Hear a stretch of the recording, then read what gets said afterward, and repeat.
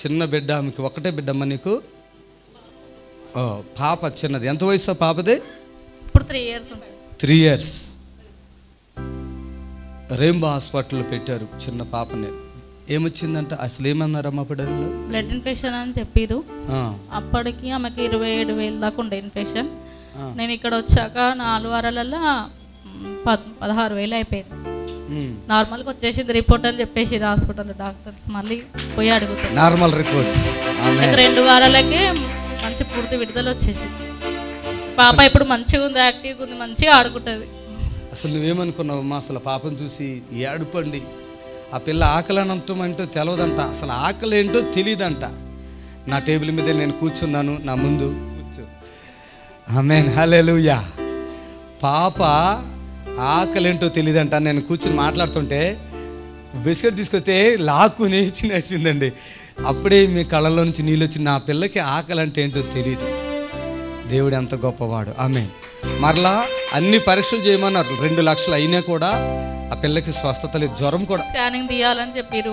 మేము అప్పటికే 2 లక్షలు పెట్టినాం. స్కానింగ్ ఏం తీయలేము, మా వల్ల కాదు, చిన్న పాపకి అదంతా తీయలేము అని ఇంటికన్నా ఉన్నాం. ఇక ఎట్లనన్నా కానీ అనేసి ఇక శ్రీదేవ అంటే చెప్పంగానే ఎంబడే వచ్చేసిన నేను ఇక్కడికి. చెప్పినాక 2 వారాలకి నా పిల్ల మంచిగా స్వస్థత విడుదల వచ్చింది. ఇప్పుడు జ్వరం ఉండేది కదమ్మా? చాలా జ్వరం ఉండేది. రోజు నైట్ అంతా పడుకోపోయేది, సతాయిస్తూనే ఉండేది. ఇప్పుడు అసలు ఏం లేదు, ఏడుపు లేదు, ఏమి లేదు, మంచిగా ఆడుకుంటేది. ఒక్కసారి జ్వరం అనేది లేదు, సర్ది దగ్గు ఏది లేదు. పాప మీద ఉన్న నమ్మకం తోటి మా డాడీని కూడా తీసుకొచ్చిన. డాడీ కూడా సంతోషమే కదా ఇప్పుడు. ఇప్పుడు డాడీ కూడా మంచిగా మంచి మామూలు మనిషి అయిపోతే హాస్పిటల్ దేవుడు ఇక్కడ చేశారు మనకి. ఆమేన్, హల్లెలూయా. నిజంగా ఆయన కృపను బట్టి, ఆయన కనికను బట్టి ఇది జరుగుతుంది. Thank you sister, God bless you. చిన్న పిల్లండి, ఆకలి అంటే ఏంటో తెలవని పిల్ల, అసలు జ్వరము వదలని పిల్ల, అద్భుతం దేవుడు చేశాడు. ఒక్కటే మాటలో, ఒకే రోజులో. హల్లెలూయా.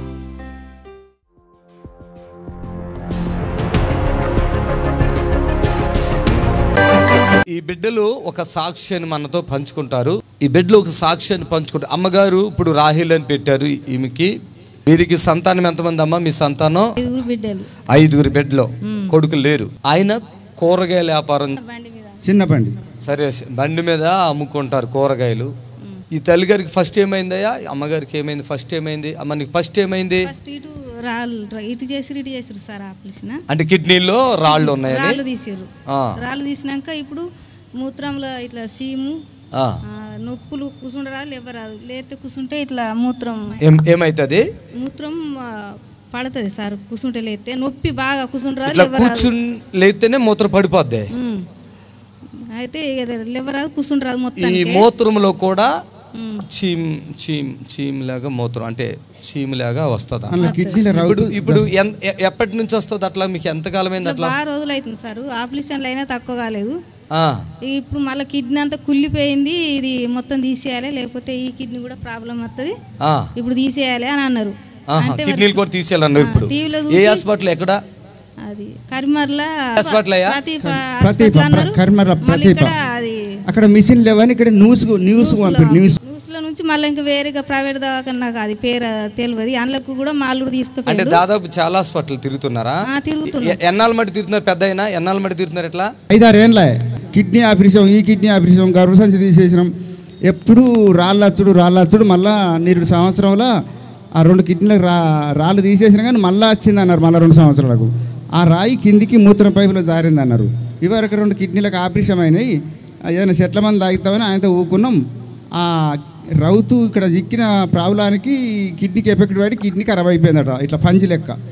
అది తీసేయకుంటే ఇంకో కిడ్నీ ఎఫెక్ట్ పడితే, లేకపోతే ఈ కిడ్నీకి సీమ్ వస్తుంది అన్నారు. నొప్పి మొత్తం తక్కువ ఉన్నది, నాకు ఏం అవస్థ లేదు, మంచిగా ఉన్నాయి. సార్ ముట్టుడుతోనే కథం అన్నీ తక్కువని. వీడికి అత్త అన్నసుంది కూడా కొంచెం నాకు అల్కగా అనిపించింది. 3 రోజులు ఉంది.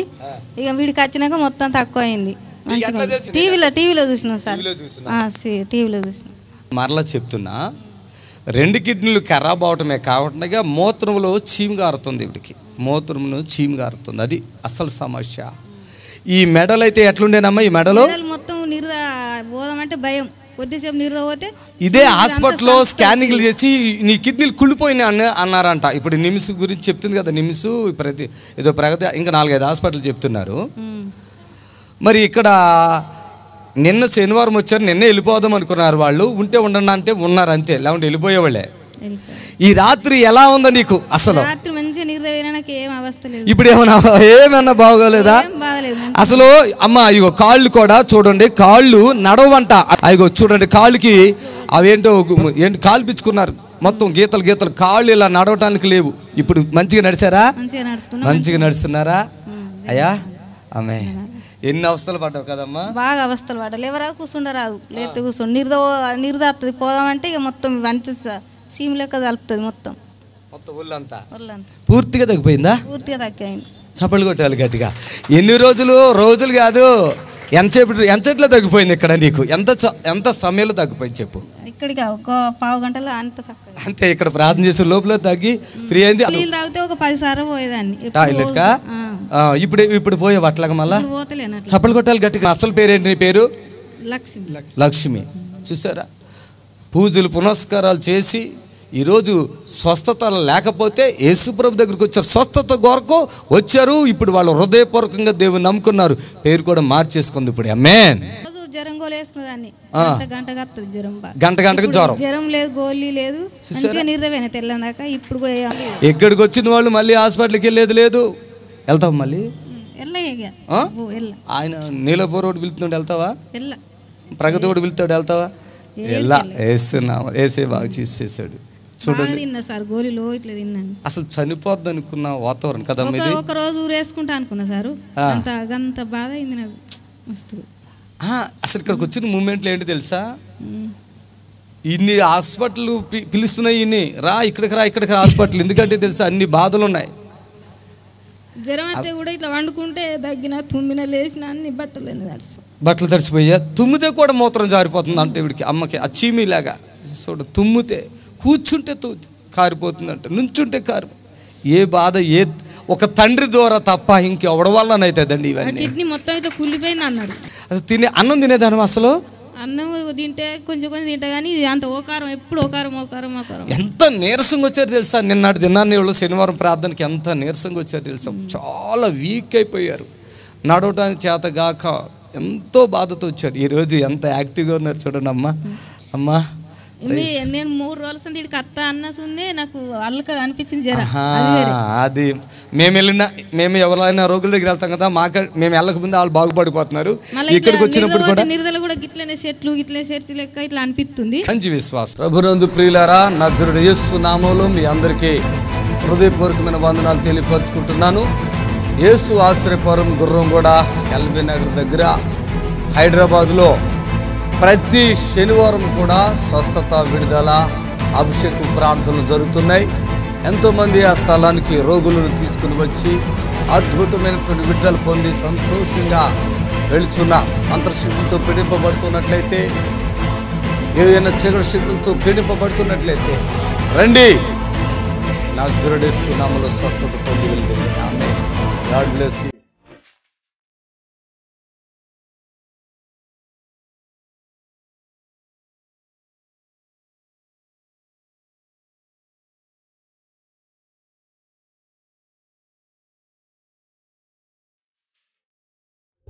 ప్రియులారా, ఆ చనిపోయింది అని చెప్పినప్పుడు వాళ్ళు వెనక్కి తిరిగి వెళ్తుంటే యేసు ఆయనతో కూడా వెళతారు.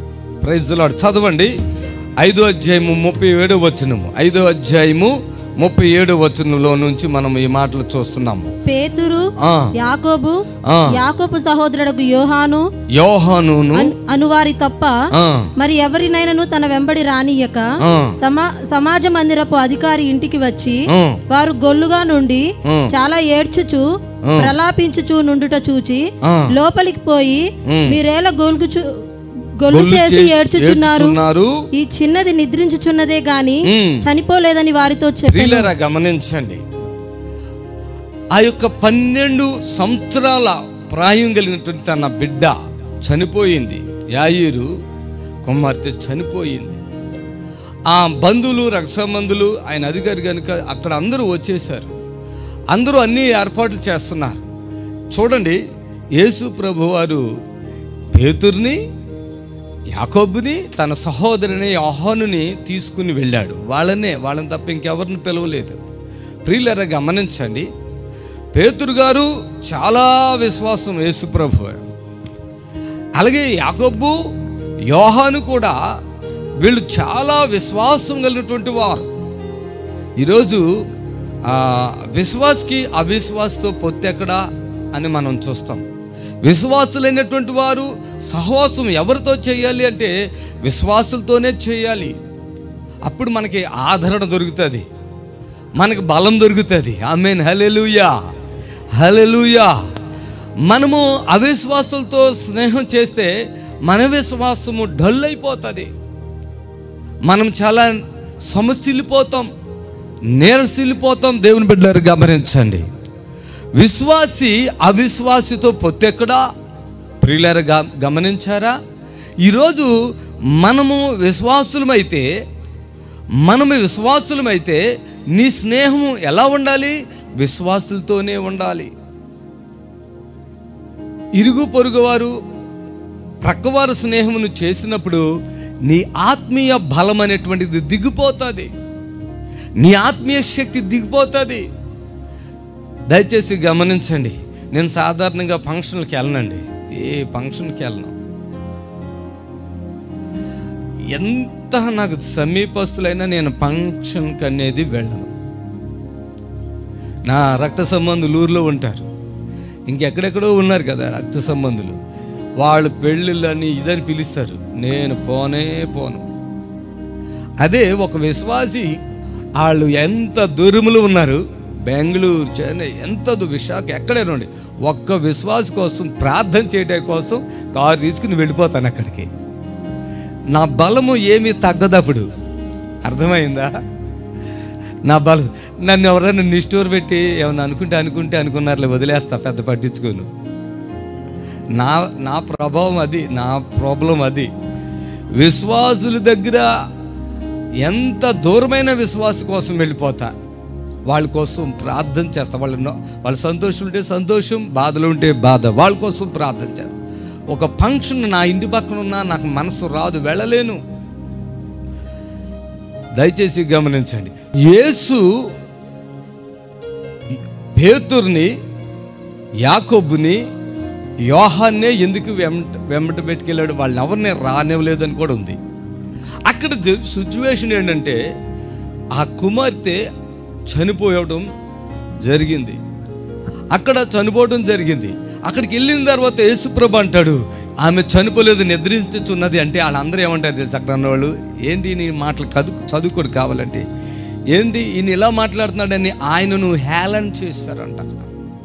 అందుకని విశ్వాసకి అవిశ్వాసకి అసలు పొత్తు లేదు, జాగ్రత్త.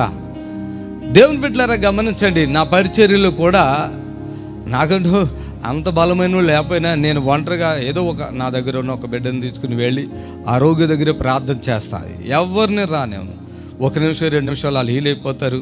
ఆ తర్వాత అన్ని జనులందరూ కళ్ళతో వాళ్ళు చూస్తారు. ఆమేన్. ఇదే స్టేజ్ మీద ఎంతో అద్భుతాలు మీరు చూస్తున్నారు. అలాగే నేను బయటికి వెళ్ళినప్పుడు కూడా ఎవరిని తీసుకుని వెళ్ళను. చాలామంది నా కారులో ఉంటారు, డ్రైవర్, ఎవరో ఒకరు ఒక బిడ్డ నాతో ఉంటారు. నేను వెళ్ళి ప్రార్థన చేస్తాను. 5-10 నిమిషాలు, 5 నిమిషాలు, 2 నిమిషాలు, 3 నిమిషాల్లో హీలైపోతారు. వాళ్ళు రోగి ఎవరైతే ఉన్నారో వాళ్ళు బయటకు వస్తారు. అందరూ ఆశ్చర్యపోతారు. ఇప్పుడు వరకు మేము అనుకున్నాం చనిపోతారు అని, దేవుడు దైవజనుడి ద్వారా ఎంత అద్భుతం జరిగించాడు అని సాక్ష్యం ఇస్తూ ఉంటారు. నేను సంతోషపడతా, దేవుని ఘనపరుస్తా. దేవుని నిన్ను బట్టి ఈ కార్యం జరిగింది. ఆమేన్, హల్లెలూయా, హల్లెలూయా, హల్లెలూయా. ప్రియులారా గమనించండి, ఒక ఆత్మీయంగా ఉన్న వాళ్ళు ఎవరితో అంటే వాళ్ళతో మాట్లాడకూడదు. ఆత్మీయంగా ఉన్న వాళ్ళు ఎవరితో అంటే వాళ్ళతో సహవాసం చేయకూడదు, సాంగత్యం చేయకూడదు. ఆత్మ కలిగినటువంటి బిడ్డలు ప్రత్యేకించబడిన వారుగా ఉండాలి. అర్థమైందా?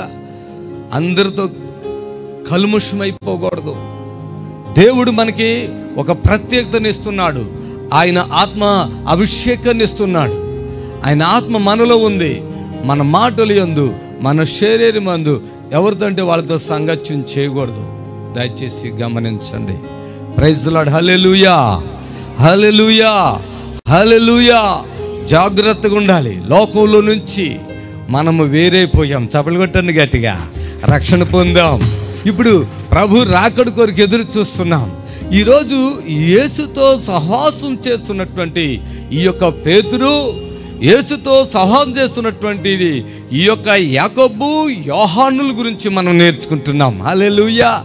కనుక దేవుని బిడ్డలారా, ఈరోజు యేసు వాళ్ళను ప్రేమిస్తున్నట్లుగా ఇంకా కొన్ని సందర్భాల్లో కూడా మనం చూస్తే చూడండి.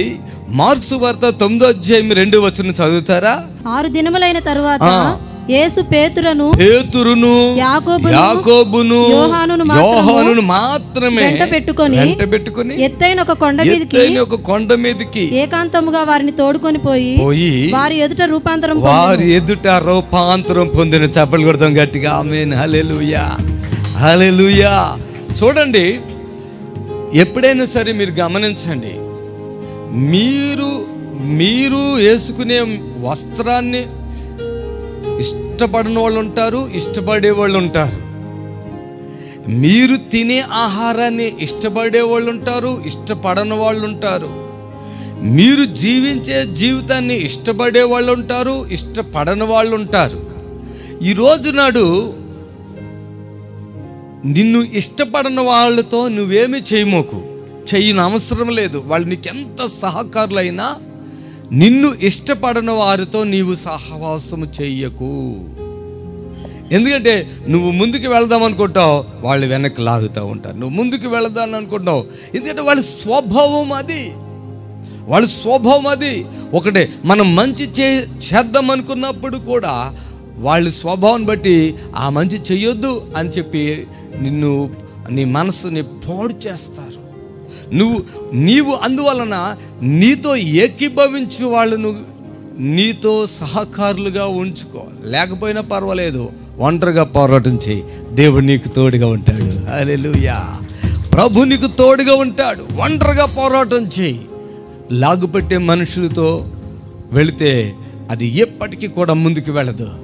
ఈరోజు యేసు రూపాంతరం చెందటానికి ముందు ఆయన ముగ్గురిని ఏర్పాటు చేసుకున్నాడు.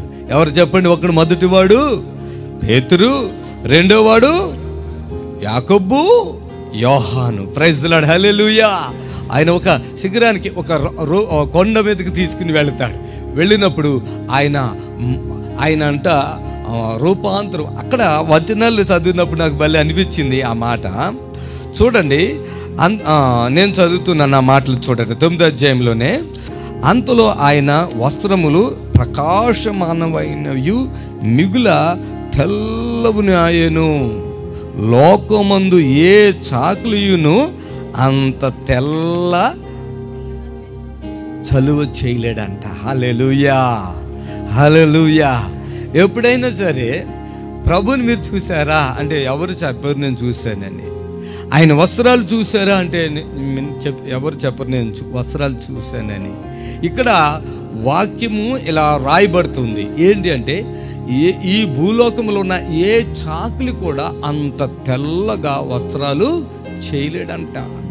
అంటే ఈ డిజైనర్ ఉంటారు కదా, ఈ వస్త్రాలు డిజైన్ చేస్తారు కదా, వాళ్ళు కూడా వస్త్రాలు తయారు చేస్తారు, వైట్ ఉంటాయి.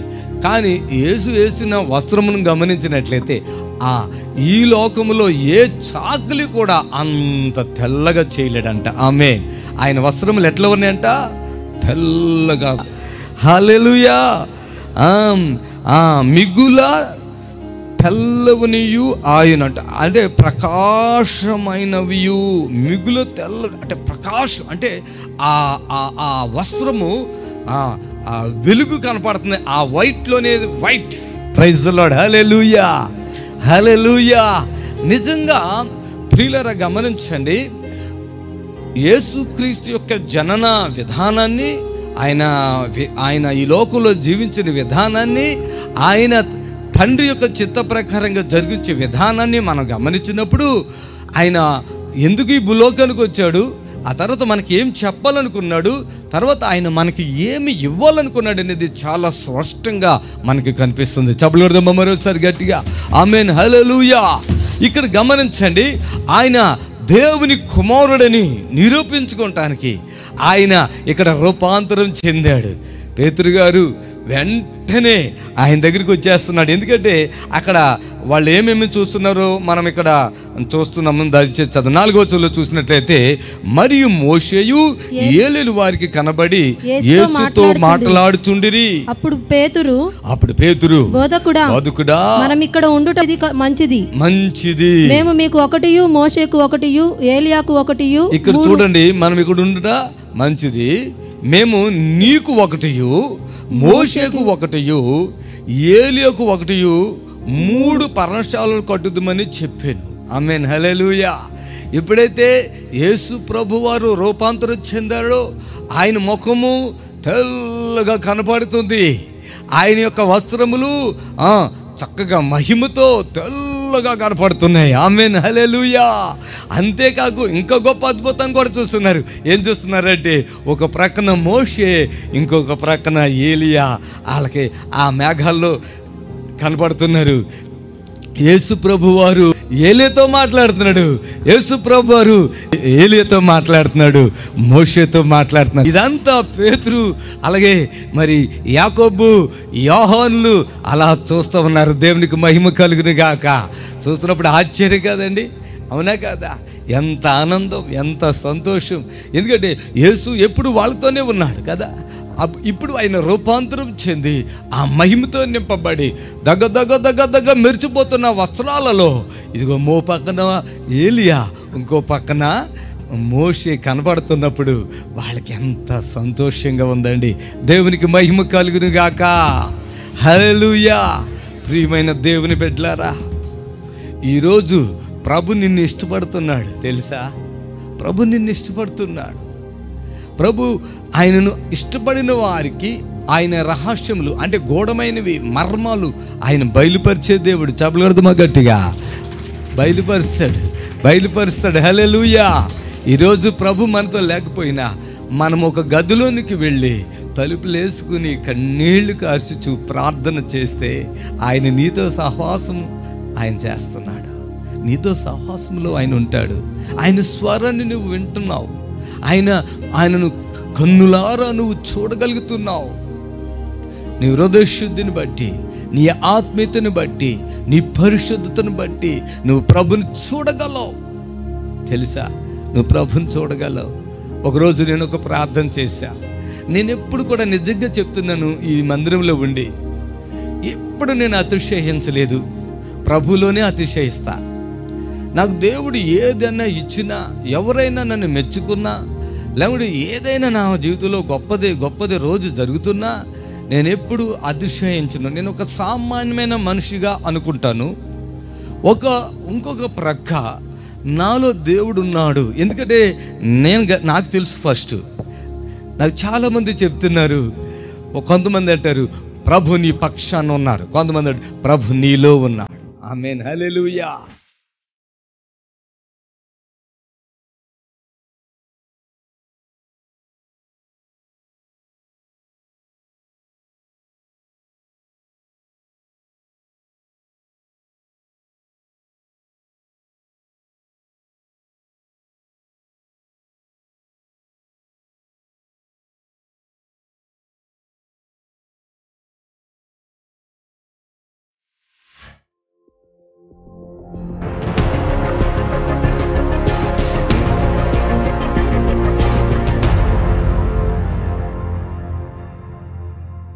$150,000 బిల్లు కట్టి డైరెక్ట్గా శనివారం ఇక్కడికే వచ్చేసారు. భర్త కూడా వచ్చాడు. ఇక్కడ సహోదరుడు అక్కడ ఉన్నాడు చూడండి. Praise the lord. ఈమె ఏ హాస్పిటల్లో చూపించుకున్నావమ్మా? ఆదిత్య హాస్పిటల్లో. ఈమెకి ఏమవుతుందమ్మా నీకు? కోడలయ్య. ఈ సిస్టరు భర్త అక్కడ ఉన్నాడు. ఎంతమంది పిల్లలమ్మా నీకు? ఒక్కడే బాబు. ఒకడు. నిన్న శనివారం ఈ ముఖము ఎట్లా ఉందో తెలుసా? ఒక రకంగా డిప్రెషన్లో ఇలా తెల్లబోయినట్లుగా ఉంది. అనాయింటింగ్ ప్రేయర్ జరుగుతుంది. నేను ఇలా పిలిచి రమ్మని చెప్పినప్పుడు వచ్చింది ఆవిడ. ఇక్కడి నుంచి వెళ్ళినప్పుడు ఏంటమ్మా అని అడిగితే, ఇప్పుడే హాస్పిటల్ నుంచి వచ్చామయ్యా, 1,50,000 అక్కడ మేము ఖర్చు పెట్టాము అన్నారు. ఏం జరిగిందంటే కిడ్నీల ప్రాబ్లం అన్న. ఏమ్మా ఏం ప్రాబ్లం అసలు? Kidney problem. డయాలసిస్ చేయాలి. ఇప్పుడు చేయించుకుంటున్నావా డయాలసిస్? స్ట్రెంత్ వచ్చింది, విడుదల కలిగినట్టు నీకు అర్థమైంది. అసలు ఏం జరిగింది అసలు నీకు? 3 years అవుతుంది నాకు కిడ్నీ ప్రాబ్లం అండి. అయితే పిల్లలు కావట్లేదని మెడిసిన్ వాడినా, దాని ఎఫెక్ట్ వల్ల కిడ్నీ మీద పడ్డదని చెప్పి డాక్టర్స్ అన్నారు, మెడిసిన్ ప్రభావం. అయితే మామూలుగా క్రియాటిన్ లెవెల్ పెరిగిపోయి ఆదిత్య హాస్పిటల్లో జాయిన్ అయినా. అయితే కాళ్ళు బాగా స్వెల్లింగ్ వచ్చి అందులో నుంచి వాటర్ వచ్చేది, బాగా వాసి ఇట్లా పుండ్లులాగా అయిపోయినాయి అనమాట. అయిపోయిన తర్వాత ఇక్కడ ఎన్ని హాస్పిటల్ తిరిగినా పట్టించుకోలేదు, ఆదిత్యాలో పట్టించుకున్నారు. అందులో 10 days ఐసీయూలో ఉన్న దాని తర్వాతకి అత్తమ్మ చెప్పింది మామయ్యకి బాగా అయింది, నీకు కూడా బాగా అయింది రమ్మని. ఇక్కడికి వచ్చాం. వచ్చిన తర్వాత అసలు నిజమా జరుగుదా అని వచ్చాం, కానీ చూసిన తర్వాత అర్థమైంది. ఇంటికి వెళ్ళిన తర్వాత టాబ్లెట్లు వేసుకోవాలంటే నీకు అవసరమా అని అడిగితే అవసరం లేదు, నాకు బాగానే శక్తి వచ్చిందని చెప్పారు.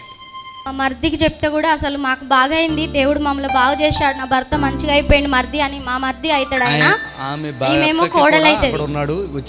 అయితే అసలు నాకు ఎంతో బాధ అయింది, వేదన అయింది. గుడికి వెళ్ళి వస్తురు, ఎవరో చెప్పిర్రని, అసలు ఏదో ఉంది మీ ఇంటి మీద, ఎవరో చేసిర్రు అనేసి అంత బాధపడుతుంటే మా భర్తకు బాగా అయింది, వాళ్ళకు కూడా దేవుడు బాగు చేస్తాడని నా ఆశ ఉండే. ఇట్లా మరిది మా ఆయనకు కూడా బాగైంది, అన్నయ్యకు బాగైంది కదా, నీకు కూడా బాగా అయిపోతుంది, ఆమె మంచిగా బతుకుతుంది. హాస్పిటల్లో గ్యారంటీ ఇవ్వలేము మనిషికి అని చెప్తురు ఆదిత్య హాస్పిటల్లో. అసలు ఆమెకు ఆదిత్య మేము గ్యారంటీ ఏమి ఇవ్వలేము, మరి ఎన్ని డబ్బులు అయితే మాకైతే తెలియదు అనేసి అసలు మా మరిది అయితే చాలా ఏడుస్తుంది. నాకు కూడా చాలా బాధ అనిపించింది. నేను చెప్పంగానే మరి ఆ మరిది రావడం జరిగింది.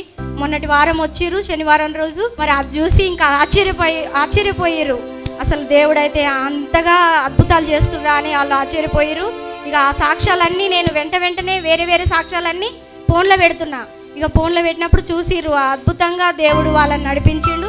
దేవునికి ఎంతగానో కృతజ్ఞత. అమ్మ ఇప్పుడు నీకు రిలాక్స్ కనపడుతుందా? నీకు ధైర్యం వచ్చేసింది కదా? ఆమేన్. నాకు అడిగారు భర్త ఫోన్ చేసి, అయ్యా టాబ్లెట్లు వేయాలంటే నేను ఒకటే మాట చెప్పాను, మీకు ఎట్లా ఉందంటే మాకైతే అవసరం లేదు మీరు ఉండగా, ఇక మీరే చూసుకోవాలి అని. ఈ సంతోషం పరిపూర్ణమవునుగాక. మరి ఎంత పెద్ద హాస్పిటల్లో మరి ఇన్ని డబ్బులు ఖర్చు పెట్టిన కాడ కొంచెం కూడా ఒక నమ్మకం కానీ కొద్దిగా ధైర్యంగా లేదు. లైఫ్ లాంగ్ ఈమెకి డయాలసిస్ జరగవలసిందే. నాకు తెలిసిన ఈ డయాలసిస్ స్టార్ట్ అయితే అలా జరుగుతూనే ఉంటుంది. ఎంత వీక్ అయిపోతారు, జీవితాంతం హాస్పిటల్ తిరగాలి. ఇప్పుడు తిరగవలసిన అవసరం లేదు. ఆమేన్ చెప్పండి, గట్టిగా చెప్పండి ఆమేన్. హలో.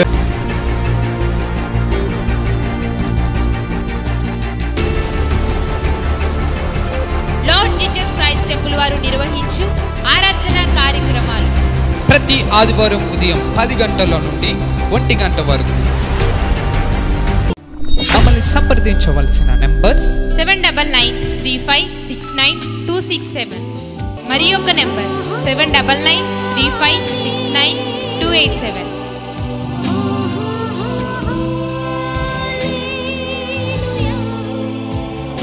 మా address LB Nagar near BN Reddy, Gurramguda, Hyderabad.